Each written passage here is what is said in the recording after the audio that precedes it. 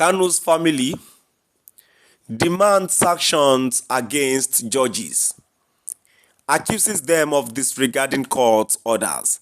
My dear listeners, moving to the full details, kindly please ensure you like, subscribe to this channel and share. The family of Nnamdi Kanu, the detained leader of the indigenous people of Biafra IPOB, has launched a scathing attack on the Nigerian judiciary, demanding sanctions against the Chief Judge of the Federal High Court, Justice John Itsoho, and Justice Bintal Unyako for what they described as blatant disobedience to court orders and undermining the rule of law. In a statement signed by Prince Emmanuel Kanu, the family accused both judges of disregarding valid rulings from Nigerian and international courts that have mandated Kanu's release. They expressed their dismay at the necessity of Chief Justice of Nigeria, Justice Kudirat Kekereekun, intervention to compel Justice Unyako to comply with our recusal order. The family also alleged that Justice Itsoho attempted to overturn a valid court ruling through a dubious memo, while Justice Unyako refused to honor her own decision.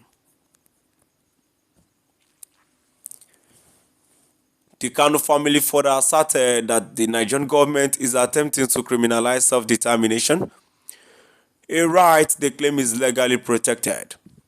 They linked Kanu's trial to historical injustices suffered by the Igbo people, including the 1966 pogrom and the Biafran War.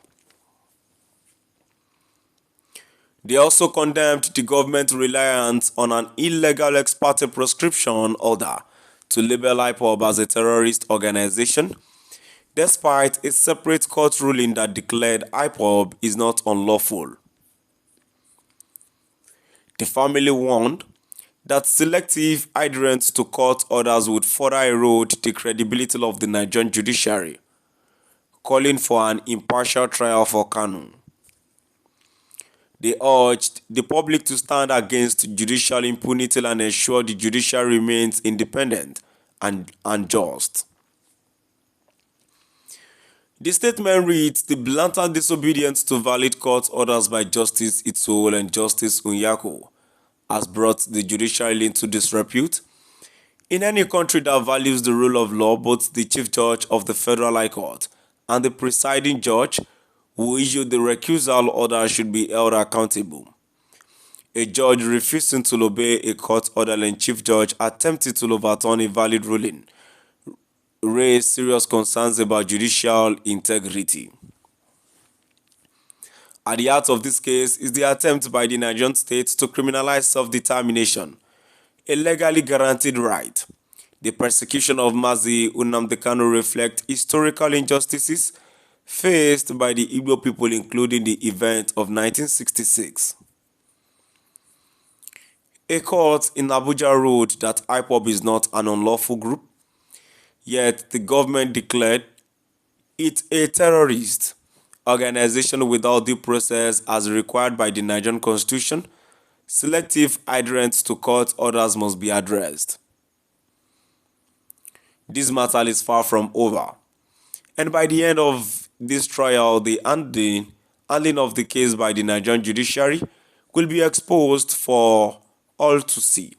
No society under common law can use the outcome of a civil suit to confer criminal liability on an accused person.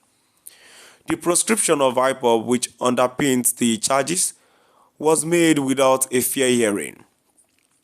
The family vowed to continue their fight for justice, maintaining that the outcome of Kanu's trial would have lasting implications for Nigeria's legal system and international standings.